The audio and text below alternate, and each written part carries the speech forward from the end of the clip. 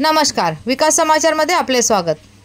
एफडीएने Sinnar युनिटमधून 314 kilo भेसळयुक्त पनीर केले जप्त। अन्न व औषध प्रशासनाच्या अधिकाऱ्यांनी गुरुवारी सायंकाळी सिन्नरमधील मुसळगाव येथील दूध उत्पादन युनिटवर छापा टाकून 314 किलो भेसळयुक्त पनीर म्हणजेच कॉटेज चीज जप्त केले, ज्याचे बाजार मूल्य 53,000 रुपये आहे।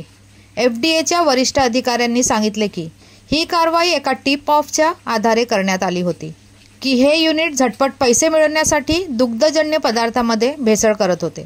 नाशिक एफडीएचे सहाय्यक आयुक्त विवेक पाटील यांनी सांगितले की छापा टाकला त्यावेळी पनीरचे उत्पादन सुरू होते। अन्न सुरक्षा अधिकारी सुवर्ण महाजन यांनी औद्योगिक युनिटची पाहणी केली असता त्या ठिकाणी रिफाइंड पाम तेल आणि ग्लिसरॉल मोनोस्टेटचे लक्षणीय प्रमाण आढळले। हे पदार्थ सामान्यतः पनीर उत्पादनात भेसळ म्हणून वापरले जातात।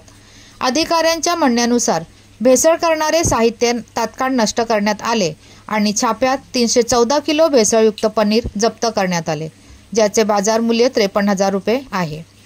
नाशिक विभागाचे सह आयुक्त शैलेश आढाव व सहाय्यक आयुक्त उदय दत्त लोहकरे यांच्या निर्देशानुसार ही कारवाई करण्यात आली। जप्त केलेल्या पनीरचे नमुने अन्न तपासणी प्रयोगशाळेत पुढील विश्लेषणासाठी पाठवण्यात आले आहेत।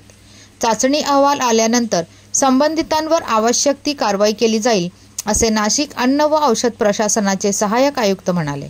अधिकाऱ्यांनी सांगितले की लोकांच्या आरोग्यावर परिणाम करणाऱ्या भेसळ टाकण्यासाठी खाद्यपदार्थांच्या विक्री आणि उत्पादनात गुंतलेल्या युनिट्सवर ते कडक नजर ठेवत आहेत।